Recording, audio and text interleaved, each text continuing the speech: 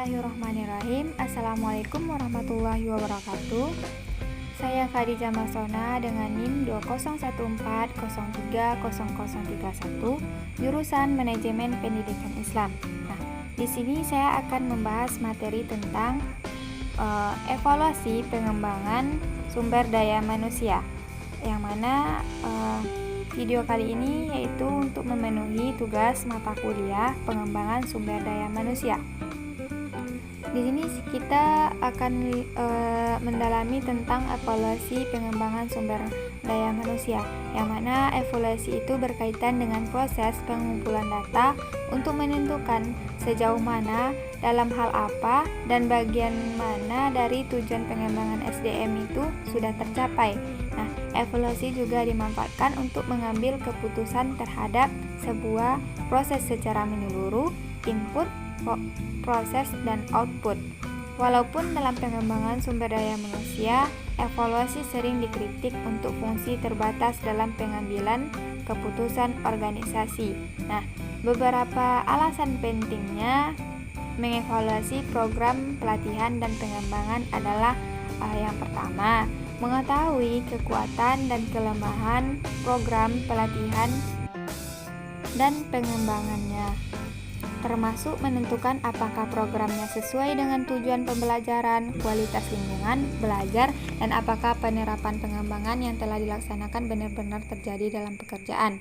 Nah, yang kedua yaitu syaratnya menilai apakah isi, organisasi, dan administrasinya program memberikan kontribusi dalam pembelajaran dan konten dalam pengembangan SDM digunakan dalam pekerjaan. Nah, yang ketiga, mengetahui apakah program pengembangan ini menguntungkan atau merugikan bagi peserta. Yang keempat, mendapatkan data pemasaran dengan bertanya pada partisipan apakah mereka akan merekomendasikan program tersebut dan bagaimana tingkat kepuasan mereka terhadap program tersebut. Yang kelima yaitu menentukan keuntungan finansial dan biaya program. Nah, syarat yang terakhir yaitu membandingkan biaya dan keuntungan program pengembangan SDM berbeda untuk memilih program yang terbaik. Nah, selanjutnya kita akan membahas tentang proses evaluasi. Nah, proses evaluasi ini atau proses evaluasi pengembangan sumber daya manusia ini meliputi meneliti program baik sebelum dan setelah program selesai. Evaluasi pengembangan dipertimbangkan oleh manajer dan pelatih sebelum pengembangan telah benar-benar terjadi. Nah, proses evaluasi pengembangan SDM ini harus dimulai dengan menentukan kebutuhan, pengembangan, penilaian, membantu mengidentifikasi kebutuhan apa saja, pengetahuan, keterampilan, perilaku, atau kemampuan belajar lainnya. Nah, setelah kita membahas tentang proses evaluasi tersebut, kita perlu menentukan model evaluasi pengembangan model SDM. Dalam melakukan evaluasi, perlu dipertimbangkan model evaluasi yang akan dibuat. Nah, model evaluasi merupakan suatu desain yang dibuat oleh para ahli atau pakar evaluasi. Biasanya model evaluasi ini dibuat berdasarkan kepentingan seseorang atau lembaga instansi yang ingin mengetahui apakah program yang telah dilaksanakan dapat mencapai hasil yang diharapkan. Nah, di sini kita akan membahas beberapa model program yang populer dan banyak dipakai sebagai strategi atau pedoman kerja dalam pelaksanaan evaluasi program. Yang pertama yaitu model evaluasi konteks, input, proses, dan produk. Nah, model evaluasi ini yang dikemukakan oleh Sinfleck adalah sebuah pendekatan evaluasi yang berorientasi pada pengambilan keputusan untuk memberikan bantuan kepada administrator atau leader pengambilan keputusan. Nah, 4 komponen evaluasi ini atau 4 komponen model ini, yang pertama sekali ada evaluasi konteks, ada evaluasi input evaluasi, ada evaluasi proses, ada evaluasi output. Nah, setelah kita membahas model evaluasi konteks, input, proses, produk. Nah, yang kedua ada model evaluasi Abruzzese. Nah, model ini dikembangkan pada tahun 1996.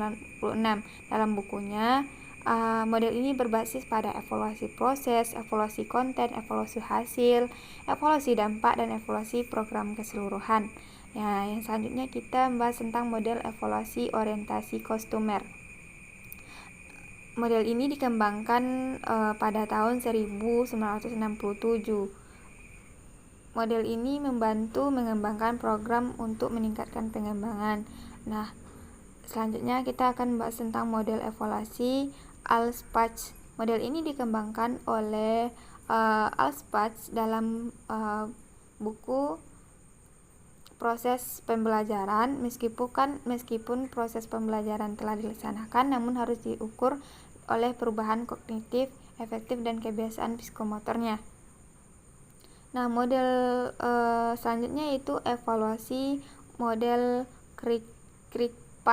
Kirkpatrick adalah salah seorang ahli evaluasi program pelatihan dalam bidang SDM. Model ini evaluasi yang dikembangkan oleh Kirkpatrick dikenal dengan istilah Kirkpatrick Four Levels Evaluation Model.